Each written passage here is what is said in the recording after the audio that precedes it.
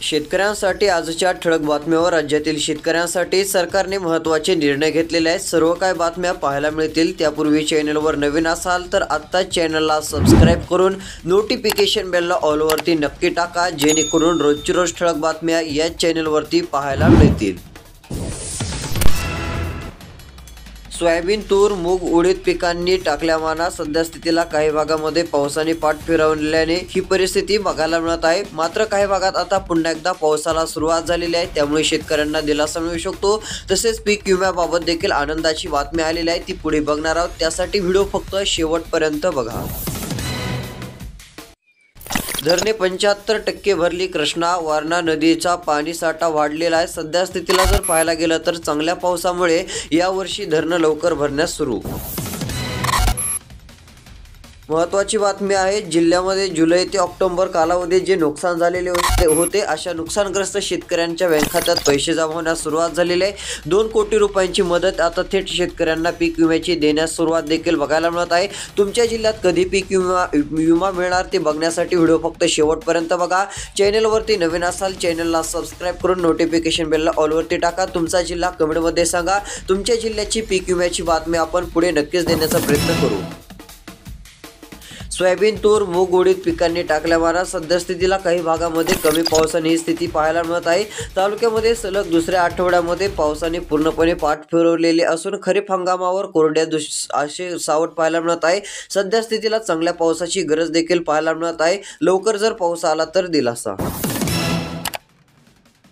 शेतकऱ्यांसाठी good news, पीक कर्ज मर्यादेमध्ये मोठे बदल, आता मिळणार वाढीव कर्ज। शेतकऱ्यांसाठी आनंदाची बातमी आलेली आहे। तसेच एक महत्त्वाची बातमी पीएम किसान योजनेबाबत आलेली असून ती पुढे बघणार आहोत, व्हिडिओ फक्त शेवटपर्यंत बघा। सरासरीच्या 53% कमी पाऊस, दुबार पेरणीचे संकट ओढवणार, जिल्ह्यात 92% पेरणी आटोपली। अकोला जिल्ह्यामध्ये कमी पाऊस झाल्याची माहिती।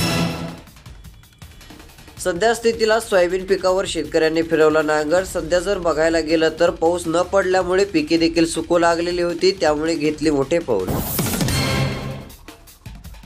सातारा जिल्ह्यामध्ये 56 लाखांचे दूध अनुदान प्रलंबित, गेल्या वर्षीच्या तुलनेत जर विचार केला तर आता अशा प्रकारची स्थिती सातारा जिल्ह्यात।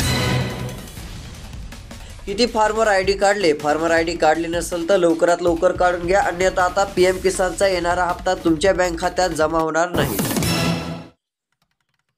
मूग, उडीद, तुरीची पेरणी सध्या स्थितीला क्षेत्रामध्ये घट पाहायला मिळत आहे। तूर, उडदाच्या पेरणीमध्ये मोठ्या प्रमाणात घट झाली। प्रधानमंत्री आवासच्या लाभार्थ्यांना मुदतवाढ, अखेर चांगला दिलासा। प्रधानमंत्री आवास योजनेतून आता प्रत्येक जणाला घर मिळण्यासारखे झाले।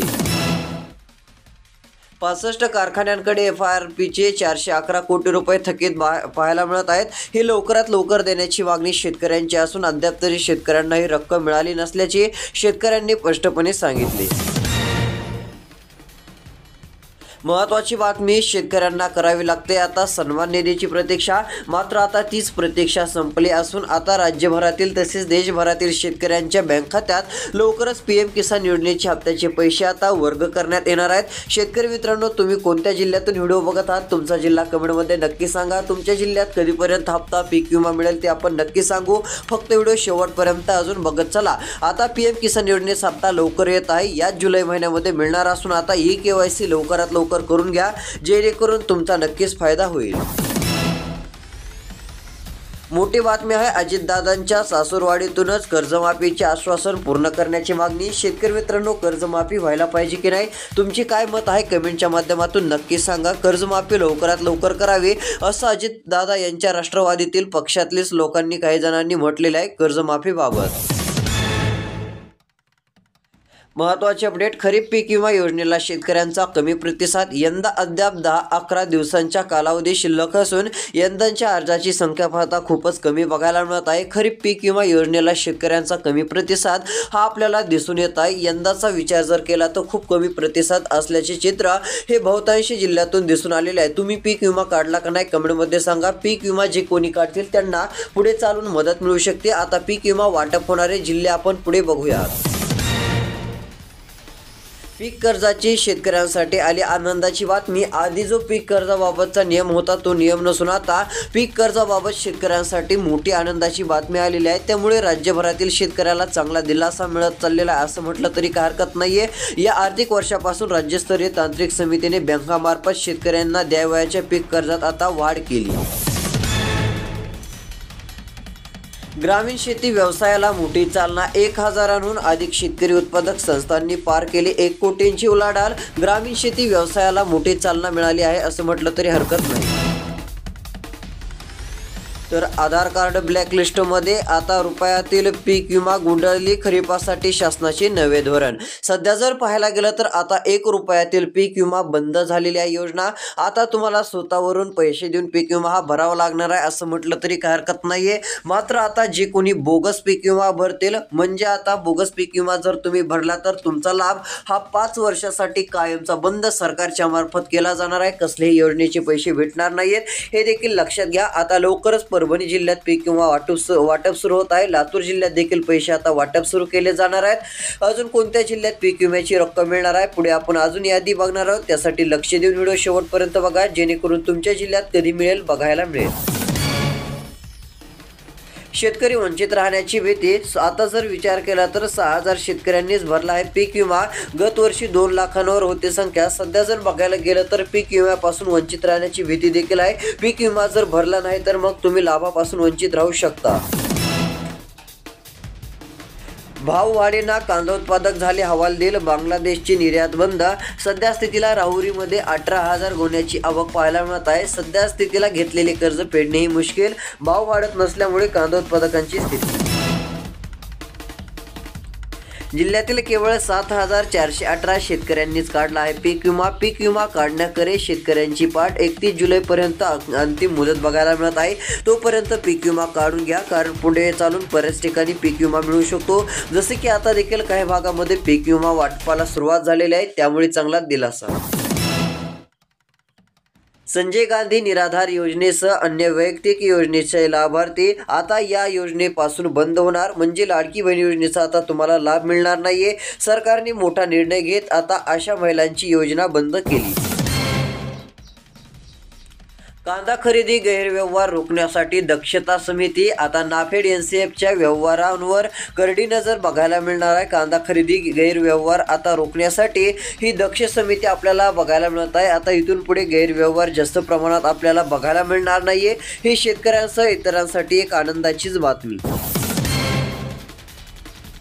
मोदीचे पैसे कधी येणार शेतकऱ्यांच्या मनामध्ये होता प्रश्न। मात्र संपली आता प्रतीक्षा। 20वा हप्ता लवकरच जमा केला जाणार।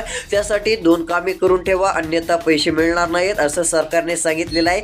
आलेल्या माहितीनुसार आता शेतकऱ्यांच्या बँक खात्यात लवकर PM किसान योजनेच्या हप्त्याचे पैसे जमा केले जाणार आहेत। मात्र त्यासाठी पहिलं काम तुम्हाला eKYCचं करायचं आहे। eKYC करून घ्या। आधार कार्ड मोबाईल नंबरशी एक लिंक करून घ्या। हे एक दुसरं काम करा, जेणेकरून तुमची चिंता दूर होणार आहे। व जसा हप्ता आता वाटप सुरू होईल तसे PM किसान योजनेचे पैसे हे तुमच्या बँक खात्यामध्ये जमा होतील। तसेच एकंदरीत जर विचार केला तर आता काहींना 2000 रुपयांचा लाभ मिळणार आहे।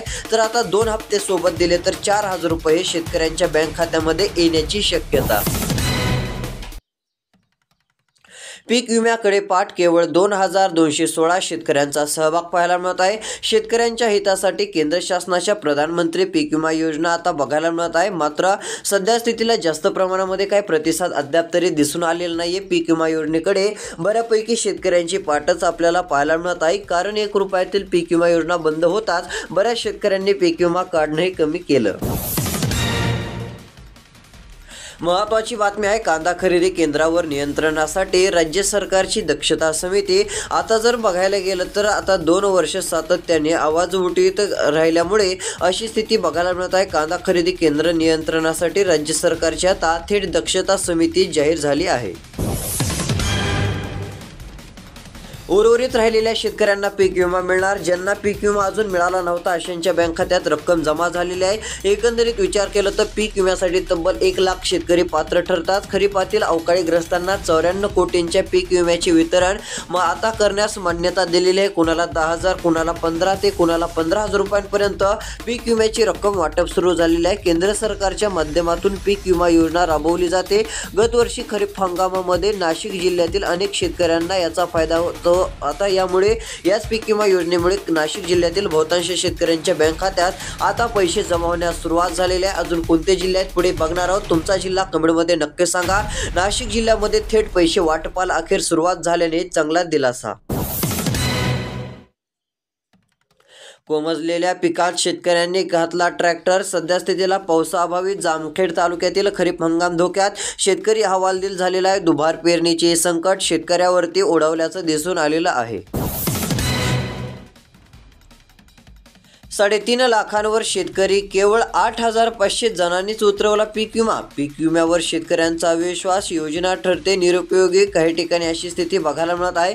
मात्र शेतकरी आता पीक विमा योजनेला आता 31 जुलैपर्यंत मुदत असल्यामुळे शेतकरी आता शेवटच्या 2 ते 3 दिवस अगोदर जास्त प्रमाणात पीक विमा काढण्याची शक्यता देखील बघायला मिळत आहे. सध्या जर बघायला गेलं तर आता पीक विमा काढण्यासाठी शेतकरी मित्रांनो गर्दी करा, कारण पुढे चालून तुम्हाला मदत मिळू शकते.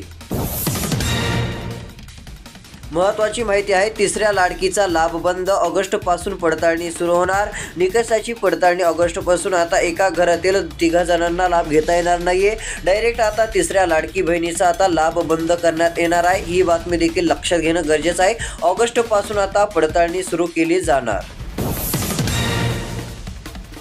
गतवर्षीच्या तुलनेत यंदा सर्वच धरणात दुप्पट तिप्पट पाणीसाठा. एकंदरीत जर बघायला गेलं तर गतवर्षीच्या तुलनेत यंदा सर्वच धरणामध्ये दुप्पट तिप्पट पाणीसाठा हा बघायला मिळत आहे. सध्या जर बघायला गेलं तर चांगल्या पावसामुळे बहुतांश ठिकाणी धरण साठ्यामध्ये वाढ झाली.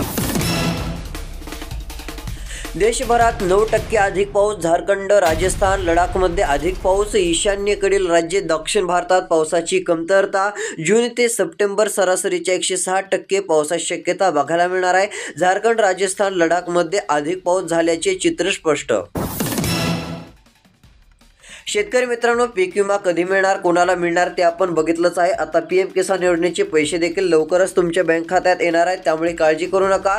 रोजची रोज अशाच बातम्या बघण्यासाठी आत्ताच आपले चॅनल सबस्क्राईब करा. शेजारील नोटिफिकेशन बेलला ऑलवरती टाका, जेणेकरून रोजची रोज महत्त्वाच्या ठळक बातम्या पाहायला मिळतील. यामध्ये पीक विमा, कर्जमाफी, इतर शासन निर्णय, कांदा, कापूस, तूर सर्व बाजारभाव देखील बघायला मिळणार आहेत. त्यासाठी फक्त सबस्क्राईब करायचे आहे. तर भेटूया पुढील व्हिडिओमध्ये. धन्यवाद.